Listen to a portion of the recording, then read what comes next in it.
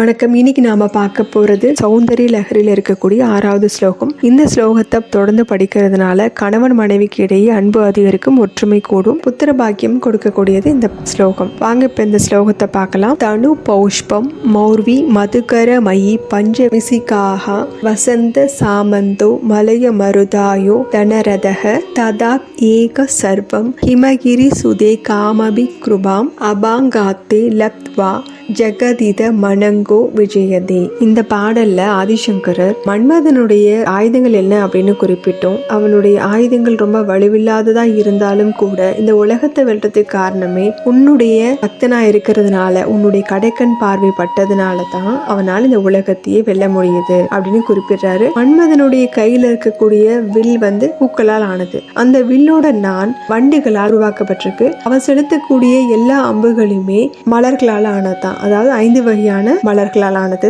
அவருடைய மந்திரியா இருக்கக்கூடியதும் கூட வசந்த காலம். மன்மதன் வரக்கூடிய ரதம் எதனால் உருவாக்கப்பட்டிருக்கு அப்படின்னா மலையமாரதம் அப்படின்னு அழைக்கப்பட்ட தென்றல் காற்று. இது எல்லாமே ரொம்ப பலவீனமான விஷயங்கள் தான், ரொம்ப வலிமையுள்ள விஷயங்கள் கிடையாது. ஆனாலும் இதையெல்லாம் ஆயுதமா வச்சுக்கிட்டு அவன் இந்த உலகத்தையே ஆள முடியுது அப்படின்னா உன்னுடைய கடைக்கண் பார்வைப்பட்டதுனால, உன்னுடைய உபாசகனாக பக்தனாக, அதாவது ஸ்ரீவித்யா உபாசகனாக இருக்கிறதுனால மட்டும்தான் அப்படின்னு குறிப்பிடுறாரு. வாங்க இந்த பாடலுக்குரிய பொருளை விளக்கமா பார்க்கலாம். ஹிமகிரி சுதே. சுதே அப்படின்னாலே மகள் அர்த்தம். ஹிமவானுடைய மகளே.